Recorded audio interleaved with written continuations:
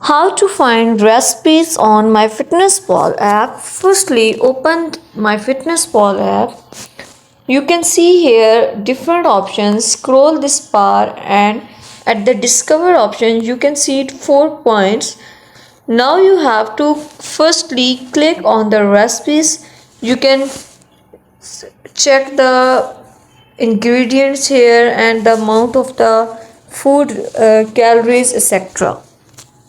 Firstly, just make sure watch the complete. Here different types of recipes will appear here. You can see and select any of the recipe in which you are interested. Like I am going to interested in fries recipe. In this way you can see here the ingredients, directions and the amount of the calories and nutritions per serving in your app. Thank you so much. In this way you have to select it for dinner, low carbohydrates, lunch, etc. Please consider showing your support by commenting, liking, sharing and subscribing to our channel for more valuable content in the future.